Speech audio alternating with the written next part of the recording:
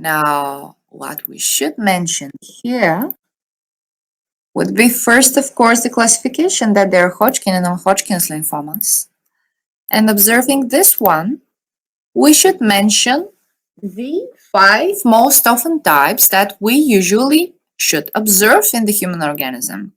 That would be the lymphocytic predominance, lymphocyte reach, lymphocyte depletion, nodular fibrosis, and mixed type with mixed architecture when there is predominance of pretty much all of the types of cells which we expect to see.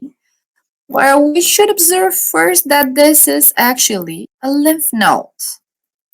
Lymph node because it appears to make something like follicles at the periphery, but it's strictly damaged. We don't see clear follicles with clear germ centers. Just the capsule of the lymph node is intact. It's not invaded by the process. And later what we observe on the inside is also interesting as a picture. Now, we should see mixture of cells not for performing as any type of follicles. So later, when we increase, searching for more demonstrative field, fibrous tissue strands observed here and there. It's normal for this type of tumor. Now take a look at these cells. They appear very informative of the, oh, that's great. 2 nuclei and 1 nucleus. Great. You see it well?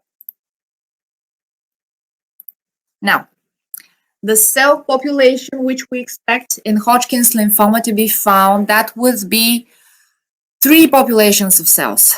Lymphocytes, eosinophilic cells, of course, here and there, macrophages might be observed next to the remnants of the germ centers, and those should be the Reich-Sternberg cells, which we mentioned on the practicals.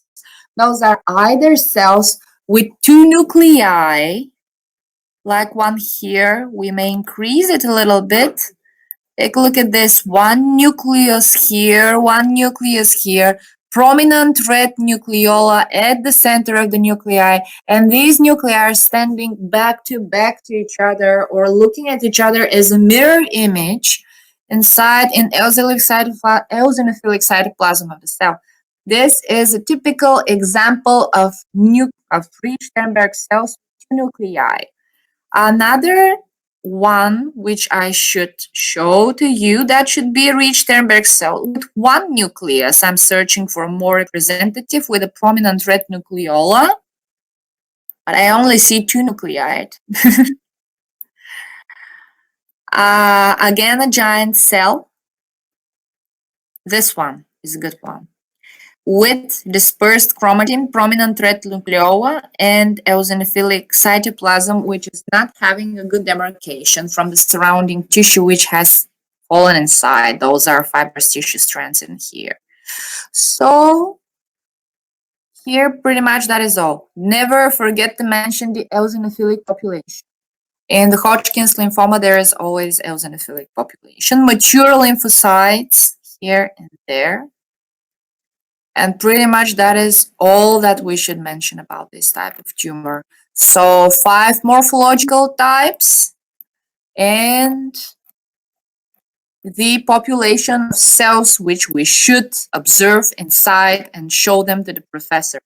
So you always start grossly by the damaged architecture of the lymph node, and later go microscopic, at least in large magnification, to show that there are those giant cells mixed with the lymphocytes, fibrous tissue strands, and the eosinophilic cells, and show exactly what is the morphology of the Hodgkin cells. Reich-Sternberg. In Western literature, it's mentioned that they're Reich-Sternberg.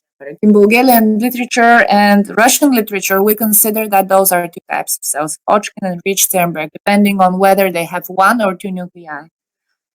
So pretty much that's all about this slide. Is there anything not clear, or I should continue further? Do you have any questions?